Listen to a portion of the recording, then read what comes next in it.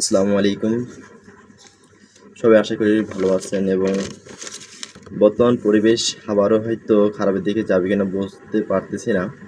কারণ ভারত যেভাবে অনৈতিক কাজগুলা শুরু করেছে বর্তমান রাজ্যের সাথে, বিশেষ করে আমরা মণিপুরের দিকে লক্ষ্য করতে পারি যে তারা ছাত্র জনতা অনেকেই রাতে মিছিল নিয়ে বের হয়েছিল এবং সেখানে তাদের একটা জোর দাবি জানাচ্ছে যে তারা সবচেয়ে একটা বিশেষ করে তারা বলতেছে যে আমরা স্বাধীন সার্বভৌমত্ব রক্ষা করতে চাই এবং একটা স্বাধীন রাষ্ট্র হিসেবে আমরা গঠন করতে চাই। সেখানে মণিপুরদের একটাই মূল উদ্দেশ্য যে আমরা স্বাধীনতা চাই।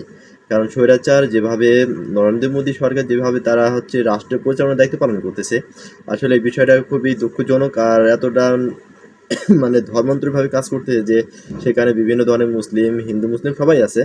এমন না যে ওখানে শুধু মুসলিমদের অত্যাচার হচ্ছে তা না। বিষয়টা হচ্ছে ওখানে লক্ষ্য রাখতে হবে যে তাদের সম্পূর্ণ স্বাধীনতা। তা আমরা এই ভিডিওতে অবশ্যই লক্ষ্য করলে পরে আমরা দেখতে পারবো যে ভিডিওতে মূল বিষয় কী বলতেছে।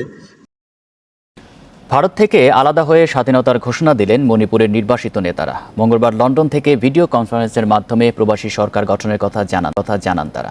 স্বঘোষিত মণিপুর রাষ্ট্রীয় কাউন্সিলের পররাষ্ট্রমন্ত্রী ডরেংবাম সমরজিৎ জানান, প্রবাসী সরকার এখন জাতিসংঘের সমর্থন পেতে চেষ্টা চালিয়ে যাবে। এ সময় তাদের স্বাধীনতার লড়াইয়ে বিশ্ব সমর্থন দেবে বলে আশা প্রকাশ করেন তিনি। তাদের দাবি 2013 সালে স্বাক্ষরিত একটি চিঠির মাধ্যমে মণিপুরের রাজনৈতিক সমস্যার সমাধানের জন্য তাদের দায়িত্ব দেওয়া হয়। এ ঘটনায় বিস্ময় প্রকাশ করে মণিপুরের মহারাজা লি শেম্বা সানাজাওবা বলেন, এ বিষয়ে তিনি কিছুই জানতেন না। নির্বাসিত দুই নেতার অনুরোধে কেবল গবেষণার অনুমতি দিয়ে একটি দলিলে সই করেছিলেন বলে দাবি করেন তিনি।